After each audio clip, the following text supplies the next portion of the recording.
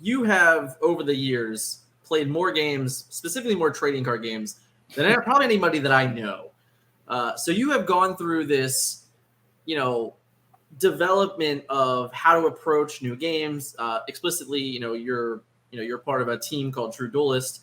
If I got that right? Yeah, that's right. Yep. And you guys just went and prepared for the first ever Battle Spirits event, and you've done this over and over again for other games. So, like, what is your process and approach to a new game, like even before it's launched? What's up, guys? How you doing tonight? We are live with the recording of this podcast this week. This is the Into the Unknown podcast, and I would like to welcome my guests at this time. My dear old friend at this point. I mean, I don't know how long it's truly been, but Mr. John Tatta, how are you doing this evening?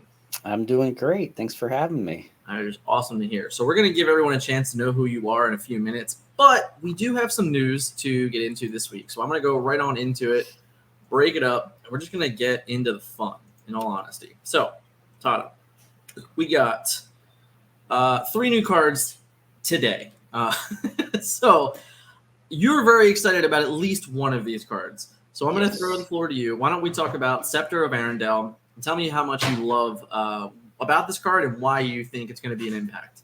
Yeah, so the very first deck I started playing when I started playing this game, probably, I don't know, like a month or two ago, I guess at this point, were the blue decks. I really like Let It Go. Just the blue cards, like the ramp seemed really good. But it was always missing, all their guys are small. There's not a lot of combat tricks. Like, you're kind of like a one-trick pony with the items. And it was always missing something. So the Scepter kind of brings it all together, right? So I feel like support is one of the best keywords in the whole game. So when you put it on a one-cost inkable item, the whole color as a whole kind of morphs into just an entirely different deck. So now all these giant, like 2 and 3 lore creatures that they have just become so much better. So I'm really excited about the Scepter. Yeah, I think it's I think you said it best. You're basically like, this is the exact card that the item slinger deck needed, but like I think it's even greater than that. I think that this is likely an auto include in every Sapphire deck in some number.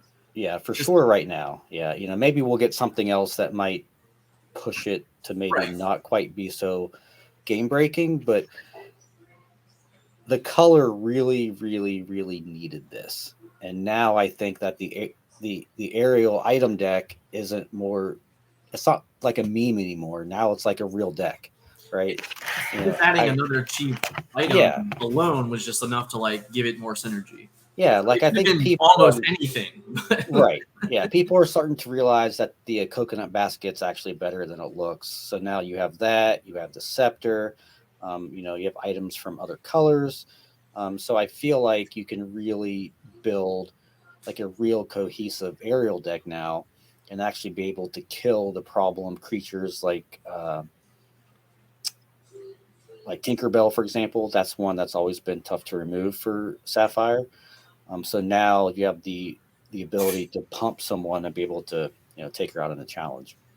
Yeah, I mean, I think support. Obviously, we only have 2 characters with it currently, like the chicken and Merlin. Yeah. So it's definitely like one of those where it's just nice to get something that is support right now. Yeah. But it's a really underutilized keyword, but it's also just because it's not very it's not in the game enough to get a full effect of it. But the idea that you can just for the low cost of 1 ink, and that's it. Like you don't even have. It's not even like you have to pay 1 to use this. It's just like no, like once it's there, and now every time you want to, you just gain the favor of it. Yeah, which is really, really powerful. But I don't want to spend too much time on it. We'll break it down in a later video. So let's go back, and we have Han. So Han's a 4-cost inkable emerald 3/3 with 3 lore at a 4 cost, and he's vanilla. This guy, I mean, at face value, looks pretty generic, but it's the lowest costed character in the game with 3 lore. Yeah. So that alone is enough to talk about it. I don't know. I really don't know how good this guy ends up being, but he's definitely a threatening character that says you have to answer me or you're going to be behind. Yeah, that's how I feel too. Like he has three willpower, health, or whatever it's called in this game. So that's kind of like the magic number. Most things deal 2 damage. So they either have to use 2 cards on them or just one, like creature that's big enough, I guess, to fight them. Um, I I like this card. I don't think it's bad. Uh, 4 cost for 3 lore is obviously It's well, above average for sure. um, And not inkable. I think that's the right, big takeaway too, is like exactly. when the Which is card's probably bad, why it's rare. yeah, when the card's bad, you can still just ink it. You're like, all right, Yeah, whatever. Like it's bad, it's not good right now, I'll just ink it. But like yeah, when it's great, it's gonna be such a like so much pressure is at it that I think is yeah. where it's gonna get really, really good. But it's solid, and not to go on a tangent, but I hate the vanilla cards. I think they're incredibly lazy. But I guess if you're going to make them, you just kind of overtune them, and people are somewhat happy still. But I come from other games too, where this kind of design just isn't as good. So maybe it's different in this game. I guess you have to look at it from the lore is a text, right? Hmm. So like in this game we have that the I guess the fourth resource cost on it you would call it. I'm not really Yeah, the attribute or whatever you would want to say it as, but like since we have a fourth, it kind of gives you a little leeway, I think, in the text box because just by making this guy 3 lore, it's basically like saying exert, gain 3 lore, right? yeah, Like so that's kind of what the text box is like would read if we didn't have lore as an attribute. And that's how I yeah, look at a lot of them. And like some of them are just above average stats and everything like that, like Maui, or even like the new Maleficent from the other day, the Sapphire Maleficent. Like yeah. She's good too. they Yeah, just have stat boxes along with exert gain 3 lore. yeah. They have like pseudo text boxes, which is fine. Right. I just wish there weren't so many of them because they're Sure. kind of like it's a There's a lot. 204. Yeah, it's a 204 card set, and I feel like there's like 20 vanillas. So it's I really think there's actually more than 20 vanillas now. yeah. So yeah, it's definitely a lot. So yeah, So, we'll have to see. All right. So the last card is Stampede. Stampede's a 1 cost, uninkable, deal 2 damage to a chosen damage character.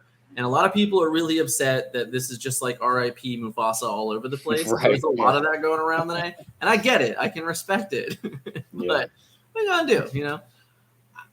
I think this card on its own is very, very bad. Like really, really bad. And a lot of the up talk on it is like, well, you can pair it with steel. And like my honest response to that is I don't need this card in my steel deck. yeah. I mean, I just you don't. don't want fire the cannons 5 through 8, right? Like, I mean, I feel like 4 is Work it. enough because of Captain Hook. Yeah, so Yeah. like I think if this was inkable, like I don't see any reason why it's not inkable. I But totally agree. I think yeah, it should have been inkable. I think and they're really overvaluing it. my counter argument to this card would be like, okay, it's in green, right? So they don't have any, to my knowledge, like point based damage. No. So, but still, even with that argument, it's like, okay, you're never gonna plus with this card. Right. Like you're always like, Always negative. yeah, you're always trading like damage from a source plus this card to remove 1 card. Right. So it's for that reason alone, it should have been inkable because you can never plus with it. Right. But it's just gonna kind of sit in people's unplayable boxes, and Yeah. just I move mean, on. luckily enough, this is not a rare, so that helps. Yeah. There'll be plenty of these to sit in boxes. Yeah, I can't think of any current deck that would want this card, and I can't think of any future cards that might come out that would be like, oh man, okay, this works really well with Stampede. So Right. All right. We got past the news, so we're gonna get into it. We're gonna find out a little bit more about John Tatta here. So we're gonna slowly bring this up. And I want to kind of just run lightning round this style, right? So, like, how long have you been a TCG player? yeah, sure. So I've been playing TCGs for 28 years. 1994 is when the Dark released for Magic. I believe that was 94. I was 5. Yeah. So Scott has a few years on me, Yep. but Yep. we probably started playing games roughly the same time. You know, like I said, he might have like a year or two on me, but so I started in the dark, played Magic, and then moved on from there. Played like the old Decipher games, Star Wars, all those games. Played Versus System, into WoW, into Dragon Ball, into so on and so forth. Yeah, So the list carries on. So, of yeah, course, the ultimate question is, what brings you to Lorcana? I've always been a big Disney fan. So it probably multiplied over the last 8 years. I have two kids now who are 8 and almost 7, so they are obviously into Disney.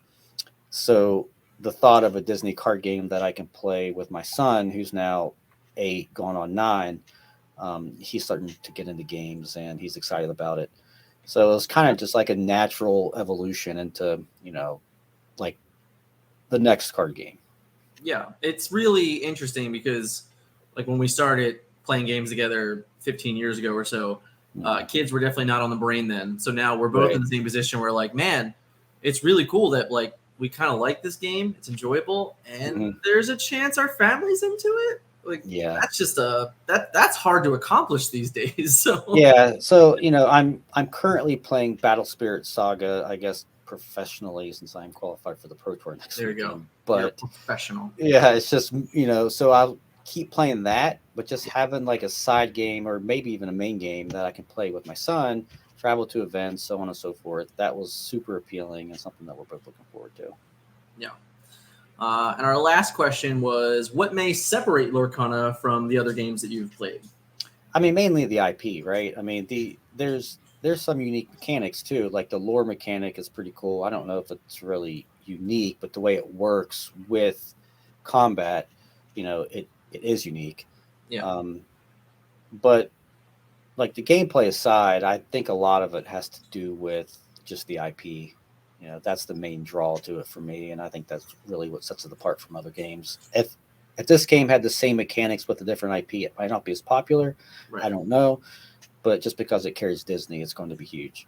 Right. Yeah. Like if this was just random IP, like some random fantasy game, I would be shocked if it had gotten the response that it has. Yeah, card games are tough to break into the current market. Right. I mean, there's so many games. There's digital stuff. So, you know, being Disney, that's huge. It does hold actual weight. And the game is deeper than what it appears in the rules. I think people don't realize that. They kind of read the rules and they're like, "Oh, this is pretty basic," but Right. after you start playing, you're like, "Oh man, it's pretty deep." Right. Yeah. It's definitely a layer like a. It's I steal this from Scott all the time. It's 100% like minute to learn, lifetime to master type concept because Yeah. you can teach anyone to play this game in minutes, and there's no Which, doubt about it. It's very straightforward. yeah, and to be fair, that's true for like a lot of games or even most games. But Right. Well, this one I don't know. though, it's Some games are difficult to teach in a couple minutes, right. Yeah, sure. So but fair. All right. So the cool thing about Mr. Tatta is that you have over the years played more games, specifically more trading card games, than probably anybody that I know. So you have gone through this, you know, development of how to approach new games. Explicitly, you're part of a team called True Duelist. If I got that right, right? yeah, that's right. Yeah. And you guys just went and prepared for the first ever Battle Spirits event, Mm-hmm. and you've done this over and over again for other games. So, like, what is your process and approach to a new game, like even before it's launched? Yeah. So the first thing that I always try to do, which it works out because anyone can actually do it, is print proxies and just play. Bring it to your locals. Your local playing partner. We do this for any game that comes out. Literally any. Is that they always have like a Discord or a Facebook group, and it's very easy to find cards and just throw 15 4-ofs together and just play the game, learn the mechanics, get used to the like unique nuances of the new game, resource systems, how combat works.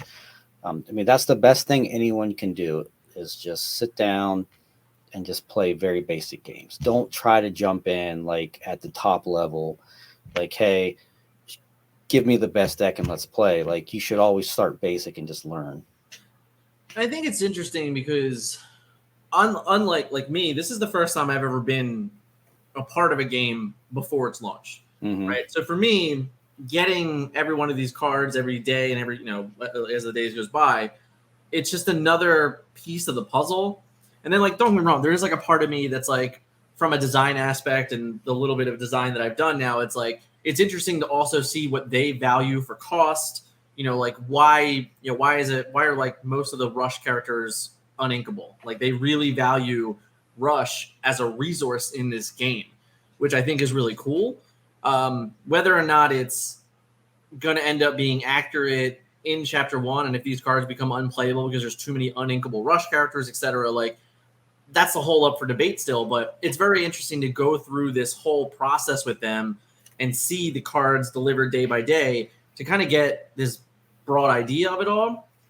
And then, like, the other thing for me is the playing is the game is like, that lore system is like no other system. It really, like, I know how you could easily side by side comparison it like to other things, but when you really sit down and you really play and you really start retracing your steps in gameplay, you're like, man, I could have won a turn earlier. Or, man, I could have won two turns earlier. Like, or like, how if I made this decision to challenge and then forced him to, either respond or whatever. Like, there's so many little decision points that go into the whole lore mechanic that it's not just turn my guy sideways and just hope for the best. Like, the fact that you can't directly attack your opponent's characters unless they're exerted adds this other layer. So, like, to me, it's very important to get games in now, because I feel like when the game comes out, I'll be like, all right, I'm not figuring these problems out. I'm figuring out other problems. Yeah, and I could use Battle Spirits as an example, actually, since we mentioned it, and this is a really good example, is that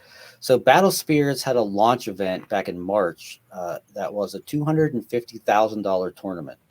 Like, huge. The game's not even out yet. The game comes out in April, and they had a March event for $250,000. So what they did was they just spoiled the whole set like a month or two in advance. So what any new player should do then at that point, obviously, is to go on TTS, go on whatever platform you could play on, print proxies, and start learning the game. And I think that Lorcana is no different. Like, there's no giant tournament at first. I mean, well, there's Gen Con, but there's not like some huge prize or anything, right? But if you like, I can almost guarantee it that the top 8 at Gen Con or whatever are going to be players who have been playing the game since May or whenever. So they're going to know all the mechanics. They're going to know the combat math. They're going to know the lore math, and that's what you have to do. That's what sets those players apart from the other players, basically. Right. So from another point, right? So you competitively, you had a motive going into Battle Spirits of why you wanted to do what you want to do. We've discussed a little bit like why you should just try it anyway, right? I think it's another layer again, because I'm not used to the system, right? So, like, having the ability to already play on TTS, print proxies, play on Pixelborn, like there's all these different resources already that if you're excited for the game and you want to play, you're already able to, which I think is the cool thing. And if we're being honest, come August 18th, if you didn't go to Gen Con and you didn't get to play in a starter event or learn to play or something like that, there's no guarantee you're getting cards on August 18th anyway. So you may as well already be into the idea. Like, right now it's July 18th. You can already play the game. You may as well already be trying to play the game. Yeah, and I've had multiple friends ask me like, "Hey, where can I play Lorcana?" And I'm like, "Okay, there's TTS, but then there's this program called Pixelborn." So I've probably 5 people over the last week I've been started playing Pixelborn. Yeah, I've definitely had a couple, especially after we started talking about it more and more in the videos. Like, people have definitely asked me like, "How do I play this game? How do I get in?" Yeah. It's a great resource. If you don't know how to get in, hit me up in the comments. Hit me up in whatever. I'll get you the information. It's almost invaluable to play because it's so much fun, because it's a great resource, and that's all I can really. And the more people that play it, the faster the queue times are, and the more games you can play. I mean, even like now, like I think I think on average, queue time's maybe like 90 seconds. It really doesn't feel like it's Yeah, it depends on what time of day. Like I've right. played, queues that are 30 seconds long, and I've played them when they were 5 minutes. So it just depends on the time of day. Yeah, you're probably right. All right, so what do we have next? Oh, smash the like button if you like this information. Thanks, guys. Cheap plug. So what tips would you give to new players in general, and then we'll get more in specific with like Lorcana itself. So Yeah, like there's so a lot of new players, right? I mean, we can see it in the Facebook comments when evaluating cards, yeah. all of these things. So what type of tips could you give to new players that would be helpful? I mean, I could tell you, tip number one, this is something that I don't understand why people don't do this, is read the rules. Like, read them like multiple times. If there's a comp rule document, There's read not. it. We need Yeah, it. We like need it. learn the keywords. That will help you more than anything else. And then also the second big thing is content creators. Like, find the one that you like. If whether it's this one, some other one. Like, we're fortunate in this game that there are multiple content creators that put out really high quality content. So, pick your favorite and just consume as much as you can. That's Yeah, the best you can do. I think it's pretty great. I mean, even this early on, you have all types of different content for the game that like you can attach yourself to. You have strategy content, you have gameplay, you have like art, art interpretation, and everything like that. Mhm. Like, there's so many forms of content for this game already that it would be hard to not attach yourself to it. Yeah. And then even by attaching yourself to one of them, you're also attaching yourself to a community that puts you into more active states anyway, where you're constantly wanting, to learn more and get excited with the game with people that you want to talk about the game with. Yeah. And even if you don't like agree with what they're saying, it still helps to consume as much as possible. Like, there's a couple people that play. I mean, I can't even name the channels that I've watched, but there's a few people that play on TTS that put all their stuff on YouTube. And while I don't always agree with it, it's great to watch and learn from what they do in their decks. And and don't be ashamed to net deck ever. I mean, it has such a stigma on it, but that's one of the best ways to learn is grab a deck that someone else is playing, learn it, and then change it to how you want to change it. So they're always great starting points. Yeah, I mean, obviously we're not at the point where net decking is even that crazy. Right. But like, you can go to lorcania.com, you can look at popular decks, and you could just be like, oh, this one looks like it's fun, and then just copy and paste it. Just go. Yeah, that or play it 5 games. Right. Say, hey, I don't like these 10 cards. Change them to something else. Yeah. But yeah, I mean, the information is out there already to be found, which is great. Again, it's just another resource to utilize and be a part of, and understand that they're there. So use them. Yeah. So what about Lorcana in general? Do you have any specific tips, like in your early on playing the game, that you could think of that you can give people? Nothing that we haven't already covered, to be honest. For me personally, the way that I learned and got better at the game is to just start off by playing bad decks. Like the first week I played the game, my decks were terrible. And then, you kind of learn by playing these cards that you wouldn't normally play that, okay, this doesn't work. And then, you kind of learn gradually like what does work. But that's just gone back to one of the earlier tips, is just get out there and play the game. Yeah. Pick one of these platforms, pick your, your kitchen table, and just get games in. That's the only way that you're ever going to learn what's good and what's not. Yeah, honestly, I thought today there was a really interesting comment in the Pixel Born Discord where it's like, it's very clear to a lot of the players like what the current best thing to be doing is, which is just like steal X, like whatever you're doing with steal is whatever. But it doesn't mean that you can't try other things, right? Like, we're not here to make the best steal deck right now. Like, we are still here to learn. So don't be afraid to just pick up like literally any color combination and just jam games with it, because that's why even early on I was jamming games with Emerald before Genie came out. I'm like, man, this is terrible. Yeah. But like, if I didn't do that, I wouldn't have learned like what they needed or what I felt I had to pair them with to get them to a better place, and obviously Genie came out and made the deck infinite times better. But the point is that you still got to learn by playing bad decks and playing bad cards to even truly evaluate the good ones. Yeah, see, now with Emerald, we're like, man, this is still terrible, but this card's pretty cool. Yeah, like Gene is real good though. Like, that's Yeah. good. Yeah, and it's also tough to really evaluate the game at the moment and try to decide, best decks and meta, and whatnot, because we don't know right now what we're building or planning for, right? There's no large scale, like organized play announcement. It's a bunch of local stuff, which is cool. Which we have to hope that there is, for what it's worth. Right. And George Machado at Pro Play Games has already announced somewhat of I think like a Grand Prix type circuit. Yeah, like his tournament circuit is already in full force, and when he feels it can work, he'll probably just add Lorcana to his event schedule already. Right. So, we know that there's something coming up, and I don't know what they have planned officially. So all that factored in, you're going to get a lot of butting heads on Facebook groups and Discord because, people have different ideas of what's competitive, I guess. Yeah. I mean, nothing is good and nothing is bad realistically, but yeah, that's just something that's going to be solved in another 80 cards or so at this point. Yeah. All right. So aside from Sven hanging out, so you work for a big box corporation. We will not say which one.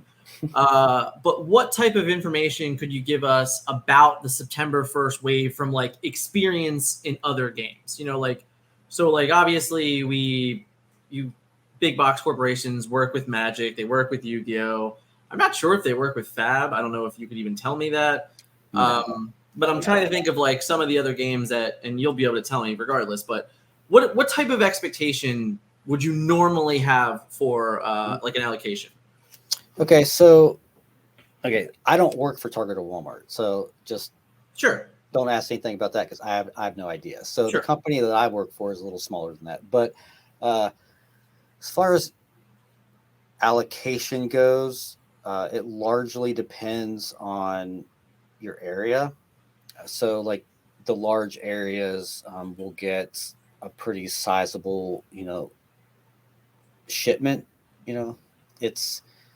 It varies by game. I mean, Pokemon's always huge for first sets. Yu-Gi-Oh is kind of whatever. My Hero and Dragon Ball are actually huge for, and a Digimon. Like, I mean, I'll tell you right now, the top two sellers are always My Hero and Digimon. Like those sell more than anything. Interesting. Okay. Yeah. So with Lorcana, you can expect stores like Walmart, Target, Barnes and Noble. I don't know. I'm sure there's other companies that will have a pretty sizable stock of the troves. Right. But you probably won't find many booster packs. It'll just be troves and probably those little gift bundles that come with kind of whatever. Yeah, there's like a 4-pack thing, I think. Yeah. So that's what you'll see largely. Now, do you think, because I can only judge it off like what I see in Magic, where it's like they have like single packs, or whatever, and like maybe sometimes they're in the plastic wrapping or whatever. Yeah, they like, do you expect blister that? packs? I don't know. I mean, I actually just started looking into it today. I mean, it's from what I could tell. I mean, the troves are for sure in the inventory, but blister packs possibly. I mean, I can't imagine there won't be, right? It's just right. It's and obviously starter decks and all that crap too. Yeah, that stuff always pops up. But I think that's probably honestly going to be your best source for the troves. They're called what? Treasure troves? I don't know what they're even called. I know it's definitely called trove. I don't know the exact definition. I don't know the exact name right now. Yeah, but those you'll be able to find, I think, pretty easily. Well, not easily, but more likely at like a Target or Walmart or Barnes and Noble or whatever your local chain is. Meyer. Meyer's a good one. Yeah, so those places will maybe they'll be at Costco. Who knows? Yeah, I mean, this will be everywhere. I mean, right. So if you know somewhere who sells Ravensburger games, like Villainous, which is obviously definitely those places will all likely have Lorcana. So you think like even like a hobby store, like Yeah, a it's yeah it's it's entirely possible. I mean, yeah. I I hadn't can't even thought speak about for that them, until but right now. like like any merchandiser that works for these companies. I mean, I'm an analyst, so I mean, I can't Right. speak for the whole that side of the business, but I can't imagine that they're not ordering this game. Right. So And how long do you expect it to last on shelves? like not even a day. Not even a day. Yeah, like Target and Walmart especially, they'll probably be lines out the door September 1st. Um, you Very know, possible. places like the hobby stores and Myers and Barnes and Noble, like there probably won't be lines, but I still can't imagine things lasting for more than a day. I mean, I could tell you that a lot of these companies only get one shipment a week, so Right. there might be like 10 troves, 20 blister packs, and 6 starter decks for the whole week. Right. So those will. You know, and again, I don't know what kind of allocation that Ravensburger has for the mass market stores. Right. Things like Magic and Pokemon, there's stuff coming in every week. Right. But this one, I mean, it seems like the way that the stores are getting allocated, that the mass market stores, I mean, they they might have product one week and won't get any more for 2 months later. Might be like Transformers toys, right? They get their Yeah, product and then they're just a wasteland for yeah, 6 months. yeah. So yeah, we'll see how it works out. But I know that September 1st there'll be a pretty big wave. After that, Yeah, hard who to say. knows? So questions for you guys in the chat. If you want to throw one in, go for it. We're going to add these two from Discord real quick. So our boy Artem from Lorcania.com, he asked, where to start with deck building if you don't want to copy someone's deck? So this is the opposite of what we've already covered. We've already said, like, it's okay to copy someone's deck. It's not the end of the world. But what is your tips for, new players learning how to deck build? Like resource curves are probably the first thing. I think for the most part from the games that I've played so far, that Lorcana is somewhat of a curve game, Right. as in like you really want to play on curve every turn, or at least use all of your ink, every turn.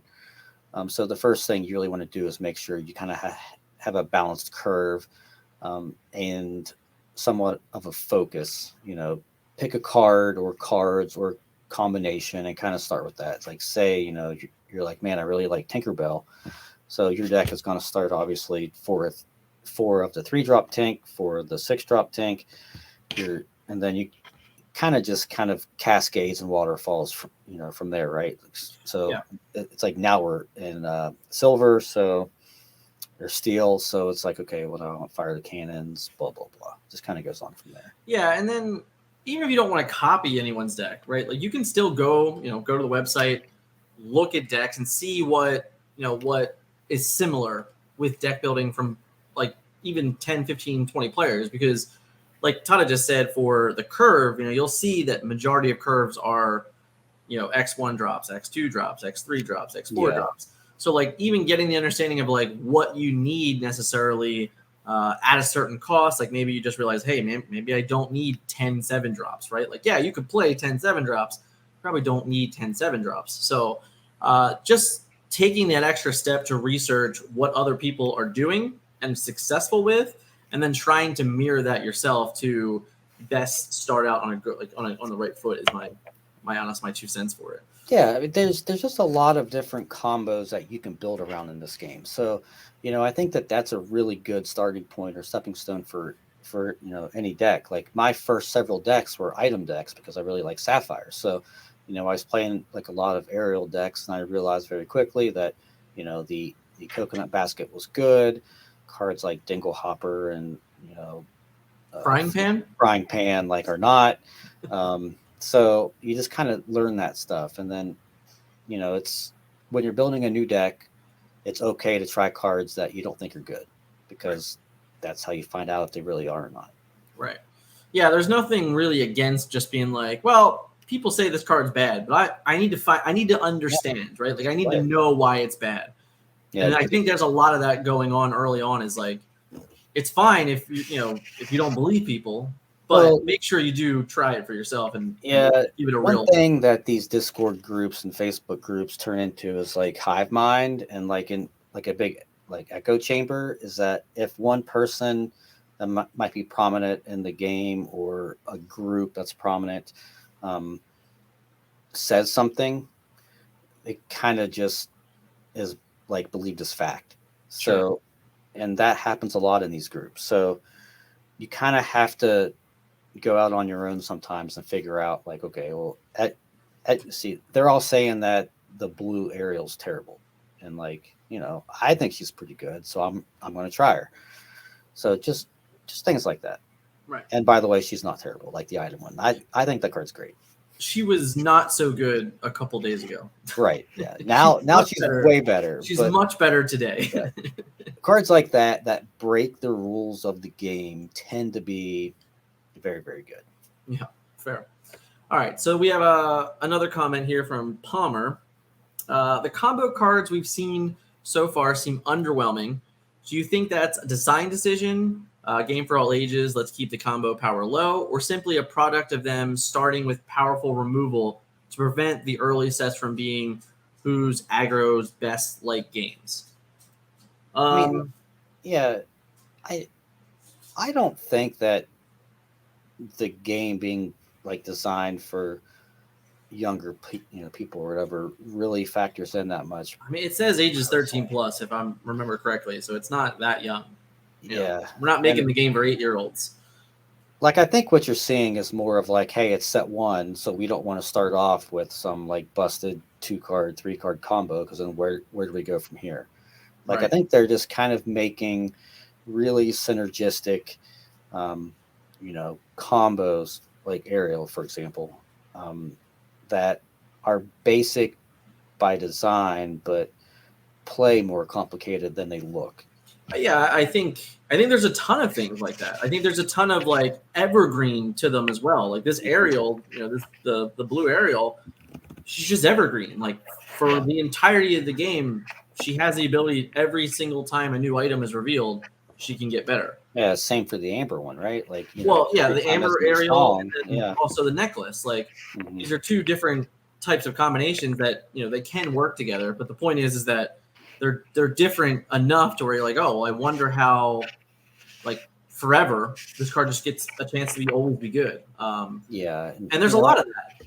Yeah, right. And once we get all 204 cards, I think there'll be some things that are more complex. I think there'll be some things that stay pretty basic. But I don't think any of it is by design of like the age or younger crowd. It's not really limited by that, and in my opinion, like I don't think it so could be, but I don't think it is. Like, I think it's more just it's set 1, so let's keep it basic. Like, to me, the biggest restraint on a combo card would have been the Lady Tremaine, the set mother. Like her being her stats, uninkable, and 1 lore. Yeah. All on that card is like a hyper restraint for the ability to bring back any action. Yeah. So like that's probably the biggest restraint I've seen. But even like with the blue Ariel, the Sapphire Ariel deck, like a lot of those cards are uninkable. Like some of the items you want to play are uninkable. She's uninkable. Some of the other cards you want to play around her to protect her are uninkable. So like there's a lot of like layers to even that combo of restriction for them, but none of it feels more punishing than paying 6 for an uninkable 1/6 or whatever the hell she is for 1 lore. Like it's now you got me thinking. I don't think that there's like hardly any items that are uninkable that are actually good. I'm trying to that are like actually good. The one today. Yeah. Scepter. Well, that's inkable. I'm trying to think of ones that are not inkable that like you would play in that deck. You could play Necklace in like some weird song slinger, item slinger deck, but like I mean that's true. I didn't think they like try to combine. You could try. I'm not sure that you need to. I don't know if it would differentiate from the plan too much, but like it's it's an option. I always just try to make the stupid coconuts ride out. Those are actually like insane. But now they're really good with the scepter. So now you Right. can just like attack up and then just heal all the damage. So Yeah, we'll just see. But I don't know. I have a hard time believing that like they're I don't know actively taking away combo because I do think there's a lot of representation for it in the game. I mean, you can even call like Moana a combo card, right? oh, Like it absolutely is. Yeah, Stitch is a so, combo card. Like there's so many. right? Like every color has certain build around cards that all form combos, and I think that's part of the fun in deck building right now. Is like even though we only have 120 some odd cards, is that every color other than green, I guess, and red, you can do multiple things with, All right? 22 or 23 cards that they have. Yeah, but like steel, you could play multiple different ways. Right. Like there's like literally packages within Steel that do yeah, different things for different decks entirely. and But like you have there's to hope that that's going to come for Emerald and Ruby. yeah, like there's an honest to god like steel sapphire like no text box guy deck. Yeah. Like Yeah. you just play ramp cards and then like 20 dudes Yeah. that don't have text boxes. Yeah. And Like like here's my 5 cost Maleficent. Here's my yeah, Triton. Here's my Maui. Like here's Kronk, here's Maui, yeah, like just you send know, it. Right? Deal with it. and it's that's a deck that you'll play against on Yeah, on for sure. on TTS and Pixelborn, and it'll kick you in the teeth. So question from the crowd: is Lantern good? I like it. I like Lantern. I think it's good. Yeah, like It is again, uninkable, so it is an uninkable yeah. card. I don't know that you play it in that deck necessarily. I'm not sure if you can get away with it. I don't know. I mean, if you're playing, Amber, yeah, orange is Amber, right? Yeah. Yes. Okay. So if you're playing Amber, like you're probably playing that card in any kind of aerial deck. But I think Lantern's good because it once again breaks the rules of the game. Like ramp kind of breaks the I think rules of the stacking game. with shift was a huge deal for it. Yeah. Right. So I think it's good. I'm okay with it. Yeah. Hopefully we answered your question well enough there, Palmer. All right. So, okay. I think this is our last one. So, 28 years in the TCG business, you've learned a lot of lessons, right?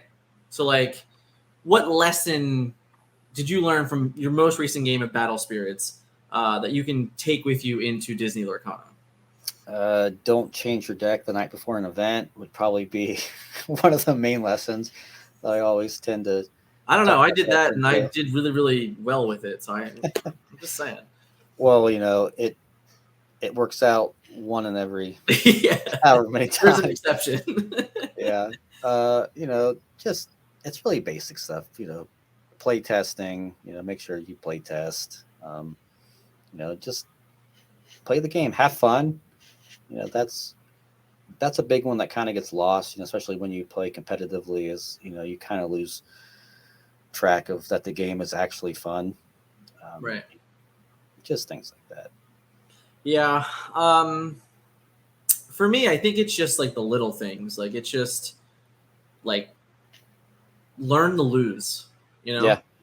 Just learn to lose. Like learn that it's okay to lose a bunch of games. In all honesty, because you should always try to learn. Period. But it's so much harder to learn when you're winning. So when you're losing, you need to learn to grasp that experience and just figure out, okay, what am I doing wrong? Yeah. What choices did I make? How can I make them better? And then the next level of that is when you do turn the corner, when you do start winning, learn to evaluate winning. That's the hardest thing. That's a good point, and it's something that I just now thought of. Is that for you and Scott, when you guys make your gameplay videos at your kitchen table or Scott's table or wherever, it's always Scott's table. Yeah, I feel like it'd be a really good video series or just video to do a voiceover of you guys watching your game. Right. And just talking through your thought process and certain mistakes that you made, things that could have been different. I think there's a lot to learn from that, and I think if other people see that, they might be able to follow along. It's kind of like watching poker, right? Yeah. Like how a lot of people, like a lot of professional poker players, spend a lot of time watching poker and just analyzing, like, literally bets, right? Yeah. In this game, it's a lot of that. It's a lot of little betting when you're deciding, challenging, and luring, questing, all those things like that. So while I 100% agree with you, that type of content is great, and it's definitely great for learning. If it's out there, if anyone's doing it, in all honesty, it's worth checking out, because again, it just goes back to trying to find what connects you to the game, and like how you can best learn from other people. And sometimes it is about being on the same level as people too, right? Like, you have to understand like where you are in the game and what type of information that you grasp well.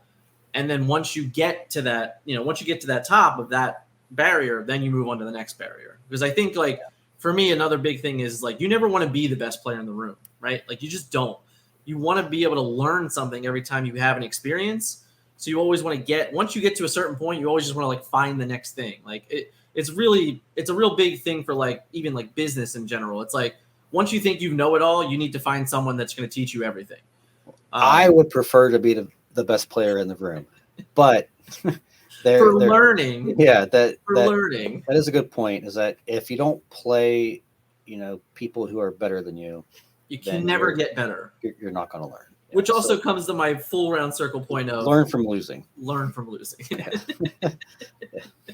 There's a whole circle, man. Yeah, I know where you were going with it, but well, Tatta, is there anything else you'd like to discuss tonight? I think we about covered everything. We covered the new cards. I mean, I could say that the decks that I've been playing on Pixelborn lately, have been Steel X, like you've mentioned. I'm excited to try the Sapphire decks again now that we have good cards. So yeah, I mean that's about it. Yeah, I spent the weekend playing the deck that I shared yesterday, the Soong deck, which was a lot of fun. I tried it as Sapphire; it was not good at all. It was really bad and boring, and like even boring for me to play, which is that's hard to do. Yeah, Sapphire needs like one more good song. It has Let It Go, which is obviously great. And like One Jump Ahead is okay. Right. But it's not what it needs. It needs like a 4-cost song that like Sebastian can sing, that which there has to be there, right? Like you can't have Singer 4 and then not have any 4-cost songs. So right. It's just the spoilers of the spoiler. So, Sapphire needs like one more good song. I'd like to see one more good item. And then maybe like one more good card that works with items. Like, I think Maurice is good. Bell is not. I think Ariel's good. But they need like one more good item-based card, I think. Yeah.